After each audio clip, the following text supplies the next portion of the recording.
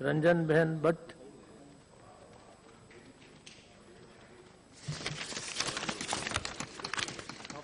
आदरणीय सभापति महोदय, मैं आपकी आभारी हूं कि आपने रेल मंत्री जी द्वारा दिए गए रेल बजट पे बोलने का मौका दिया।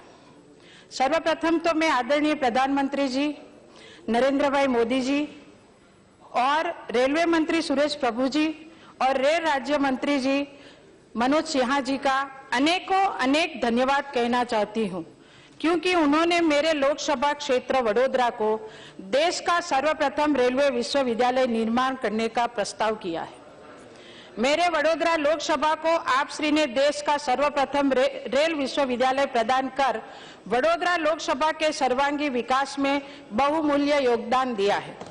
मैं रेल मंत्री श्री से अनुरोध करूंगी कि वे अपने सम्मानित माध्यम से इस विश्वविद्यालय निर्माण के क्रियान्वयन में गति प्रदान करें।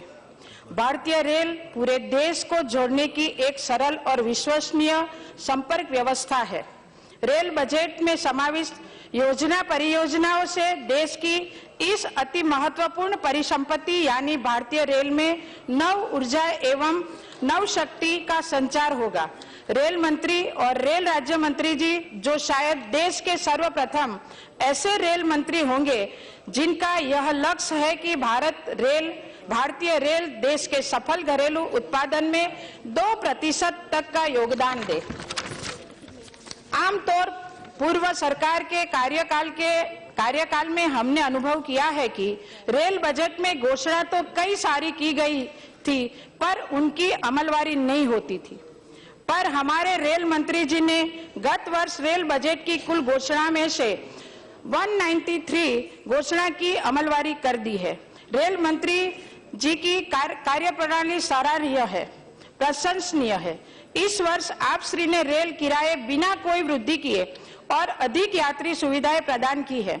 यह रेल बजट में वरिष्ठ नागरिकगण और महिलाओं के लिए अवकार्य सुविधा प्रदान करने का आयोजन किया है, जिसमें वरिष्ठ नागरिकगण के लिए ट्रेनों में 120 सीटें खाली रखने का और महिला यात्रियों के लिए 33% सीटें आरक्षित रखने की घोषणा की है।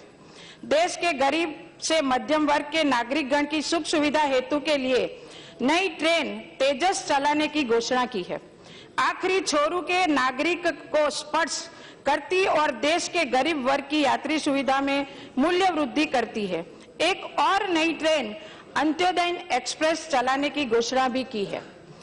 इस ट्रेन की विशेषता यह है कि संपूर्ण अनारक्षित सुपरफास्ट ट्रेन होगी। इस ट्रेन के माध्यम से देश के गरीब वर्ग को जोड़ा जाएगा। आमतौर पर ट्रेन के अनारक्षित डिब्बों में सुविधाओं का अभाव रहता है, पर रेल मंत्री जी ने घोषणा की है कि वह दीनदयाल नामक कोच की व्यवस्था करेंगे, जिसमें पानी और मोबाइल चार्जर की भी सुविधा उपलब्ध होगी। इसी प्रतिबद्धता के कायम रखते हुए हमारे रेल मंत्री जी ने अन्य 2 ट्रेन भी हम सफर और उदय ट्रेन चलाने की भी महत्वपूर्ण घोषणा की है। सभापति महोदय, हमारे रेल मंत्री ने इस बजट में यह विजन रखा है कि 2020 तक देश के सर्व यात्रियों का कंफर्म टिकट मिलने लगेगी।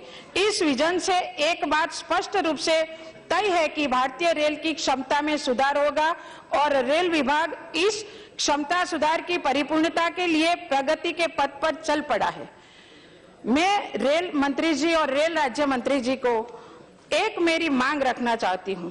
देश के प्रधानमंत्री जी आदरणीय नरेंद्र भाई मोदी जी ने लोकसभा 2000 का चुनाव में वडोदरा और वाराणसी लोकसभा सीट से भव्य जीत हासिल की है।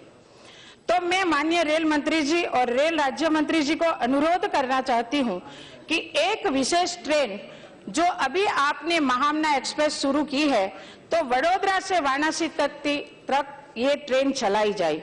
रेल बजट में आप श्री ने गुजरात के रेल इंफ्रास्ट्रक्चर के विकास में महामना एक्सप्रेस बोला ने, वडोदरा से वाराणसी तक का महामना एक्सप्रेस वडोदरा से वाराणसी तक चलाया जाए। रेल बजट 2017 में आप श्री ने गुजरात के रेल इंफ्रास्ट्रक्चर विकास के लिए लोकाभिमुख योगदान प्रदान की है। इस वर्ष आप श्री ने गुजरात को 3,530 करोड़ की धनराशि आवंटित की है, तो गत वर्ष के मुकाबले 70% अधिक है। आप श्री ने इस वर्ष गुजरात राज्य को अधिक महत्वाकांक्षी परियोजनाएं प्रदान की है, जैसे कि high speed corridor, Hazira rail port connectivity, Delhi Mumbai DFC, आदर्श रेल स्टेशन और गेज रूपांतर। यही परियोजनाओं मेरे बड़ौदा लोकसभा और गुजरात राज्य को विकास की नई ऊंचाइयों पर ले जाएगा। रेल बजट 2016-17 व्यापक है, सर्वस्पर्शी है, जो देश के सर्व वर्ग की आशा आकांक्षाओं का परिपूर्ण करेगा।